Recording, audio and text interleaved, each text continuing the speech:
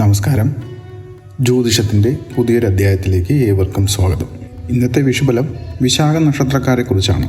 വിശാഖ നക്ഷത്രത്തിൽ ജനിച്ചവർക്ക് 2025 വിഷു സംക്രമത്തിൽ നിന്നുള്ള ഫലങ്ങൾ പല മേഖലയിലും സമ്മിശ്രമായി കാണാം.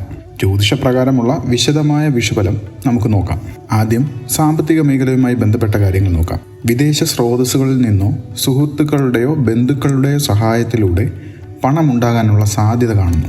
ഭൂമി, ഇൻഷുറൻസ്, ചെറുകിട സംരംഭങ്ങൾ എന്നിവയിൽ നിന്ന് ലാഭവും പ്രതീക്ഷിക്കാം.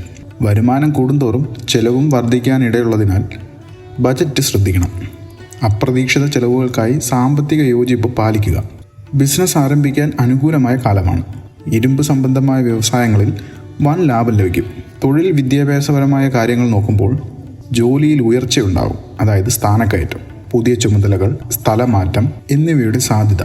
സർക്കാർ മേഖലയിൽ പ്രവർത്തിക്കുന്നവർക്ക് ആനുകൂല്യങ്ങൾ ലഭിക്കും. വിദ്യാർത്ഥികൾക്ക് അവസരങ്ങളുണ്ട്. ഗവേഷണം, ഉപരിപഠനം, മത്സര പരീക്ഷകൾ എന്നിവയിൽ വിജയം.